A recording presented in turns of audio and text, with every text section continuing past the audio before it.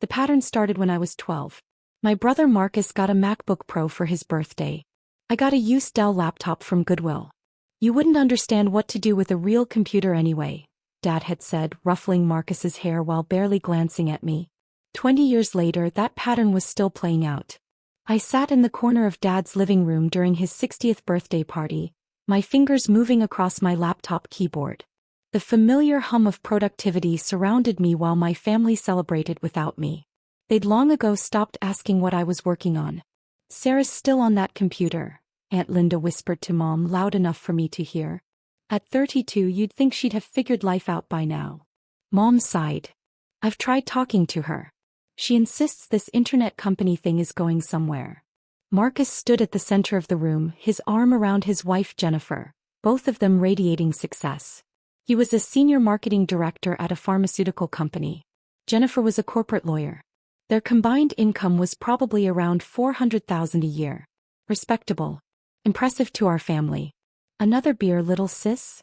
Marcus walked over, his tone dripping with condescension. He was only 3 years older, but he'd never let me forget it. "Or are you too busy changing the world?" I didn't look up from my screen. "I'm good, thanks." "Still working on that app thing?" He leaned over my shoulder.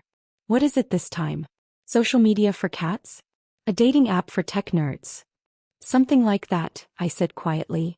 Jennifer joined him, wine glass in hand. "Marcus told me you've been working on this for how long now?" 7 years. 8, I corrected. She exchanged a look with Marcus. The one that said, "Poor thing, she still hasn't figured it out." 8 years, Marcus repeated, shaking his head. "Sarah, at some point you have to accept that maybe this isn't your calling. I mean, how many failed startups is this now?" "For 5. 3, I said. The other 2 hadn't failed. I'd sold them. For amounts my family would never believe. But I'd learned years ago that explaining only invited more mockery. Dad clinked his glass, calling everyone to attention. "I want to thank you all for coming to celebrate with me. 60 years old, and I'm surrounded by the people who matter most." He went around the room, praising each family member. Marcus and his successful career. My cousin David and his new home purchase. My younger sister Emma and her engagement to a dentist. When he got to me, he paused. "And Sarah?" "Well, Sarah's still figuring things out. But we love her anyway." Polite laughter rippled through the room. I kept my expression neutral, my fingers still moving across the keyboard. The afternoon dragged on. I sat in my corner, responding to urgent messages from my CTO and our lead investors while my family discussed mortgages, vacation plans, and career promotions around me. "I'm worried about her," I heard Mom say to Aunt Linda in the kitchen. "She lives in that tiny apartment, drives a 10-year-old Honda, barely makes ends meet." At this age, Marcus already owned a house. "Some people are just less ambitious," Aunt Linda replied. "Less capable of traditional success." I'd heard variations of this conversation for years. They didn't know about the apartment building in downtown Seattle that I owned. Or that the Honda was paid off while Marcus was drowning in a luxury car lease. Or that my checking account balance had more zeros than their collective net worth. I kept my wealth hidden for the same reason I kept my head down. Because the moment they knew the truth, everything would change. And I wasn't ready for that change until I could make it matter. Around 6 p.m. Marcus approached me again. This time he brought reinforcements. Dad, Uncle Robert, and Cousin David. "We need to talk to you," Marcus said, pulling up a chair. The others formed a semicircle around me. "An intervention."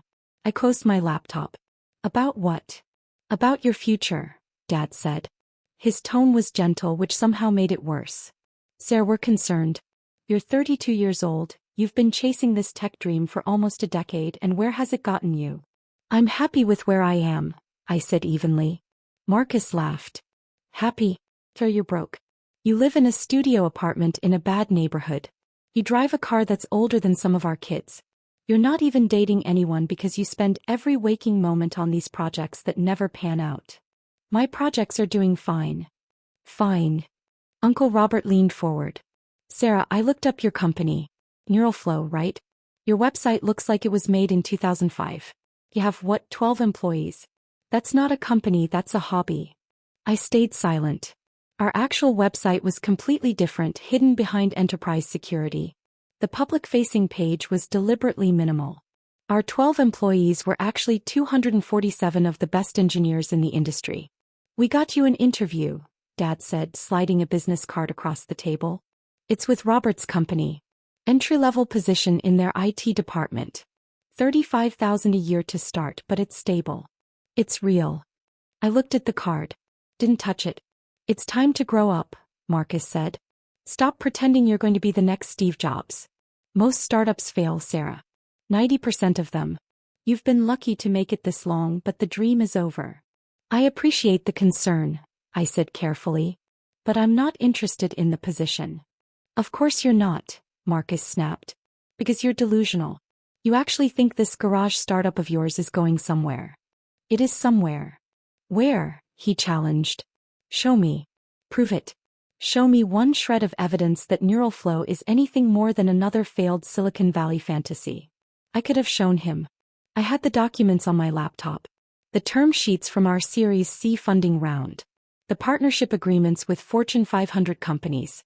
The patent approvals for our AI architecture that was about to revolutionize natural language processing. Instead I said, I can't. Not yet. The room erupted in laughter. Not yet, Marcus mimicked. Sarah, there is no yet. There's just you wasting your life on a fantasy while the rest of us live in the real world. Jennifer stepped forward, her lawyer voice activated. Sarah, I'm going to be very direct with you. I've seen dozens of failed entrepreneurs come through our firm's bankruptcy proceedings. They all had the same story. Just one more year, just one more investor, just wait until you see what happens next. And then they lose everything. I'm not going to lose everything. You already have. Marcus threw his hands up. You've lost 8 years you could have spent building a real career. You've lost relationships because you're married to your work. You've lost the respect of this family because you refuse to accept reality. Dad put his hand on my shoulder. It was meant to be comforting. It felt patronizing. Sweetheart, he said softly. We love you. We want what's best for you. And what's best is for you to let this dream go and join the real world. Take the job. Get a steady paycheck. Start building actual stability. I looked around at their faces. Every single one of them was so certain. So convinced that they understood my situation better than I did. I understand your concern, I said. But I'm going to keep working on neural flow. Marcus slammed his hand on the coffee table. For how long? How many more years are you going to waste? How much longer until you admit you failed? I haven't failed. You're 32 years old with no savings, no house, no husband, no children, no career trajectory. If that's not failure, what is? The assumption that I had no savings almost made me laugh. My personal investment portfolio alone was worth more than every asset in this room combined. Success looks different for different people, I said. Bullshit. Marcus was red-faced now. Success is success. It's money, stability, respect. You have none of those things. You're a failure, Sarah. And the sooner you accept that, the sooner you can start fixing your life. The entire party had gone silent. Everyone was watching now. Mom stepped forward. Marcus, that's enough. No, Mom. Someone needs to tell her the truth. She's been coddled for too long, allowed to live in this fantasy world where her little computer projects matter. They don't matter. She doesn't matter. Not until she grows up and gets a real job. I stood up slowly, closing my laptop and tucking it under my arm. Where are you going? Dad asked. Home. I have work to finish. Work, Marcus scoffed. She calls it work. Sarah, you're not working. You're playing. You're a child pretending to be an entrepreneur. I headed toward the door. Emma caught my arm. Don't leave, she whispered. They're just worried about you. I know, I said. But I really do have work to finish. Marcus followed me to the door. This is it, Sarah. Last chance. Take the job or we're done trying to help you. We're done pretending your little garage startup is real. I turned to face him. Okay. Okay, what? Okay, you can stop pretending. I left before he could respond. The drive home was quiet. I lived in South Lake Union now, not the bad neighborhood they imagined. My studio apartment was actually a 2-bedroom in a luxury building. I'd bought it cash 3 years ago. But my family never visited, so they never knew. My phone buzzed continuously. Messages from my leadership team. CTO, Google's final offer is on the table. Board meeting tomorrow at 9 a.m. CFO, all investors approved. This is really happening. General Counsel, acquisition documents are ready for signature. Tomorrow would be the biggest day of my life. Google's $3.8 billion acquisition of Neuralflow would be announced. It would make headlines in every tech publication in the world. The deal had been in negotiation for 4 months, under absolute secrecy. I'd built Neuralflow from nothing. 8 years of 18-hour days. 8 years of living below my means while pouring everything into the company. 8 years of being dismissed, mocked, and pitted by my family who couldn't see what was right in front of them. The irony was that I could have proven them wrong at any time. I could have shown them my bank statements, my equity portfolio, my ownership stake in one of the most promising AI companies in the world. But I'd waited. Because I wanted the revelation to be undeniable. Public. Irrefutable. Tomorrow it would be. I spent the evening preparing. The board meeting would take place at 9 a.m. The public announcement would go live at 10 a.m. Pacific. By 10:01, every major news outlet would be covering it. My phone rang around midnight. Marcus. I let it go to voicemail. He called again. And again. Finally I answered. What? I'm sorry, he said. I was too harsh earlier. Okay. Sarah, I'm worried about you. We all are. You're wasting your life on this fantasy and I can't watch you crash and burn anymore. I'm not going to crash and burn. You already have. You just don't see it yet. Everyone at the party was talking about it after you left. Even mom and dad are starting to realize that you might need professional help. Professional help. Like a therapist. Someone who can help you work through this delusion and accept reality. I sat in my living room looking out at the Seattle skyline. Somewhere out there, the largest tech company in the world was preparing to write me a check for $3.8 billion. I appreciate your concern, I said. Take the job, Sarah. Please. For your own good. I'll think about it. I hung up. The next morning I dressed carefully. Simple black suit, minimal jewelry. The board meeting was virtual, which meant I could take it from my home office. At 8:45 I logged into the secure video conference. 23 faces appeared on screen. My board of directors, Google's acquisition team, our investors and our lawyers. Good morning, everyone, I said. Let's make history. The meeting took 45 minutes. Every detail had been negotiated in advance. Today was just the formal approval. One by one, board members voted. Yes, yes, yes. At 9:43 a.m., the acquisition was officially approved. At 9:55, Google's PR team sent out the press release. At 10:02 my phone exploded. Texts, calls, emails. Messages from journalists, investors, former colleagues, and people I hadn't spoken to in years. The first headline appeared on TechCrunch. Google acquires Neuralflow in $3.8 billion deal, largest tech acquisition of the year. Then Forbes. Meet Sarah Chin, the 32-year-old founder behind Google's biggest bet on AI. The Wall Street Journal. Neuralflow sales signals major shift in natural language processing technology. By 10:15 I was trending on Twitter. My phone rang. Sarah? Sarah, are you seeing this?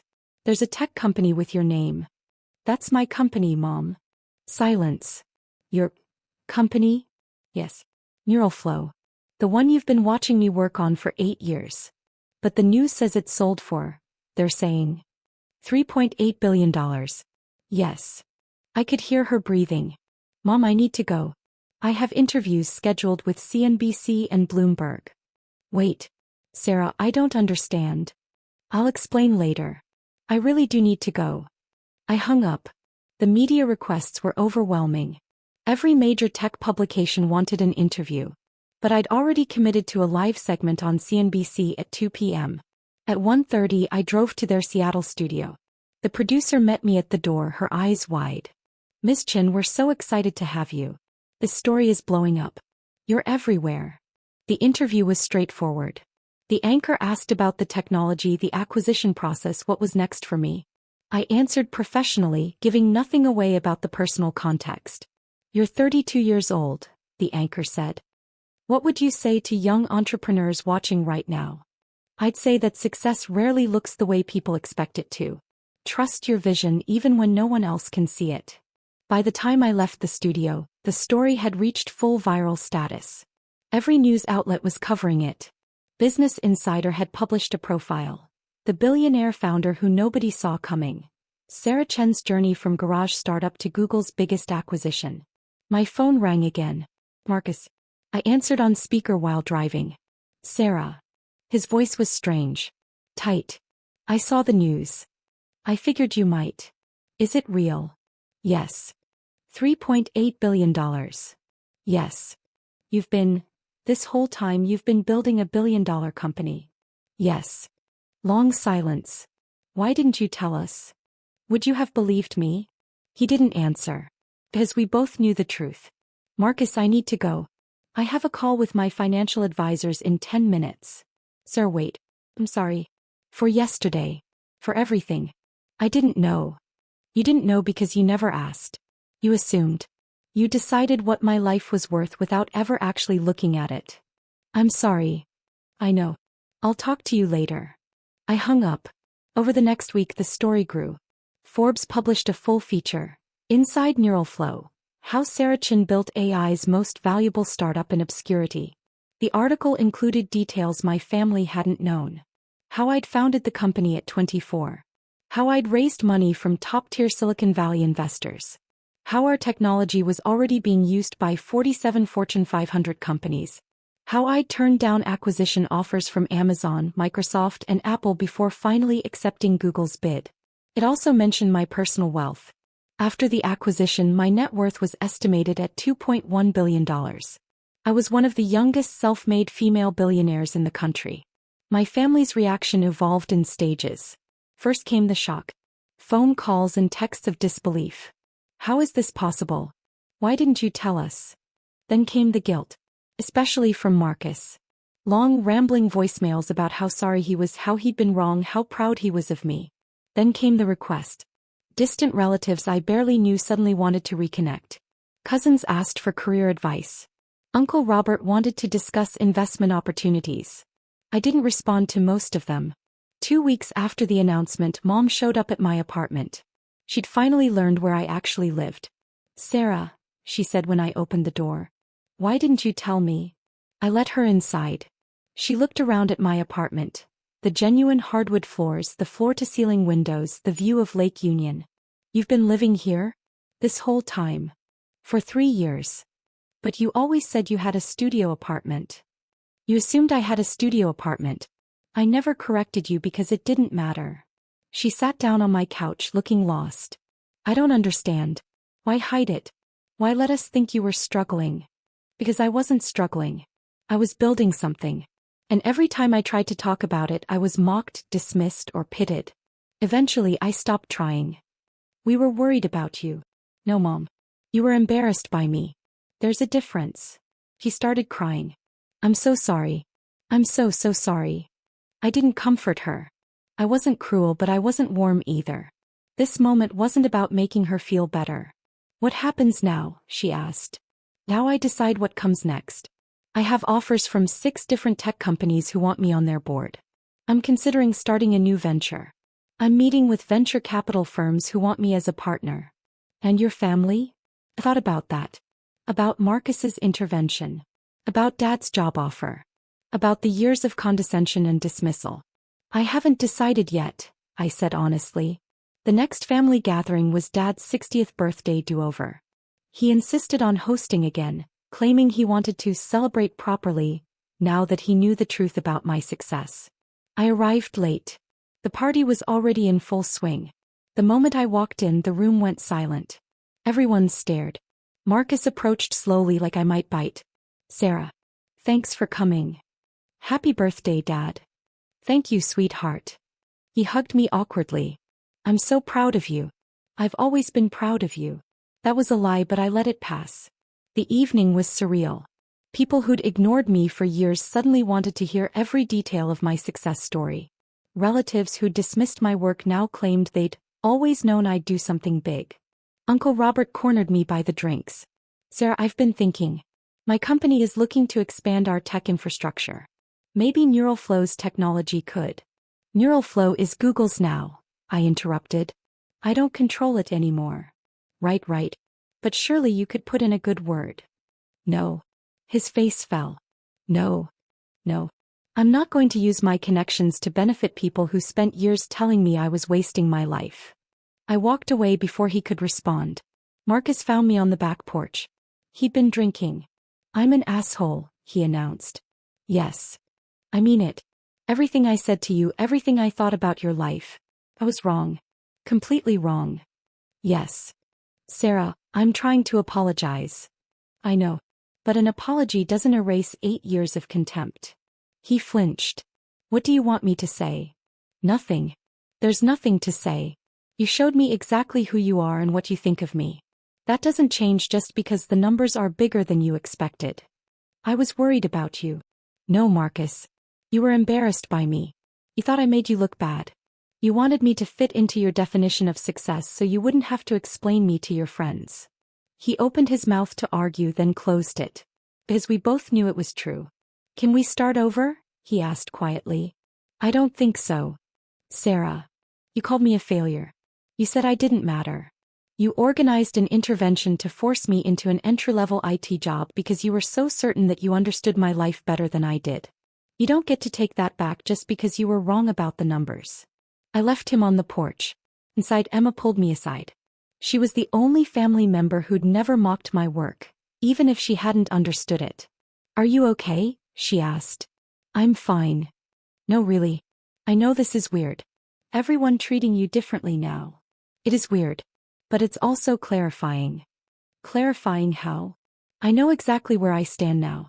I know who supported me when it mattered and who only cares now that the success is visible and validated. She nodded slowly. For what it's worth, I'm sorry. I should have defended you more. I should have shut down the comments. Yes, I agreed. You should have. At least she didn't make excuses. The party wound down around 10. Dad found me as I was getting ready to leave. Sarah, before you go, I want you to know that I'm proud of you. I always have been. I looked at him steadily. Dad, 2 weeks ago you tried to get me an entry-level IT job because you thought I was delusional and needed to accept reality. He winced. I was wrong. You were. And now you're proud. But the thing is, I'm the same person I was 2 weeks ago. The only thing that changed is your perception. I didn't understand. You didn't try to understand. That's different. I walked to my car, leaving him standing in the driveway. The media attention continued for weeks. I did interviews with Forbes, Fortune, and the Wall Street Journal. I was invited to speak at Stanford and MIT. Venture capital firms offered me partnership positions. Through it all, my family continued reaching out. Texts, calls, emails. All wanting to reconnect, to celebrate, to be part of the success they'd dismissed. I responded politely but distantly.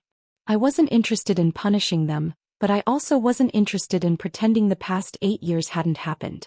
3 months after the acquisition, I started my next company. Not because I needed the money, but because I loved the work. This time, I made sure to surround myself with people who valued vision over validation, potential over proof. Marcus sent me a long email on my 33rd birthday. It was full of apologies and regrets, acknowledgments of his failures as a brother, promises to do better. I wrote back, I appreciate the apology. But the relationship we had is gone. We can build something new maybe, but it won't look like what came before. And that's okay. He responded, I understand. I'm sorry it took losing you for me to see what I'd lost. My parents tried harder. They wanted to meet for dinner, to visit my new office, to be part of my life. I agreed to occasional meetings, but I kept boundaries firm. They'd made it clear what they thought of me when they believed I had nothing. I couldn't forget that just because circumstances had changed. The story went viral not just because of the acquisition numbers, but because it resonated. Hundreds of people reached out to share their own stories of family members who dismissed their dreams, who demanded they give up on their goals, who were certain they knew best. I became an accidental spokesperson for a specific kind of success. The kind that happens despite your family's disapproval, not because of their support. In interviews, I was always careful to stay measured. I never trashed my family publicly. But I also never pretended everything was fine. Family relationships are complicated, I told a Forbes journalist. Sometimes the people who love you the most are also the people who understand you the least. Learning to trust your own vision, even when everyone around you thinks you're wrong, is one of the hardest and most important skills you can develop. The article ran with the headline, Sarah Chin on building a billion-dollar company while her family begged her to get a real job. A year after the acquisition, I ran into Marcus at a coffee shop. He was with his daughter, my niece Sophia. She was 10 years old now and I barely knew her. Aunt Sarah. She ran up and hugged me. I saw you on TV.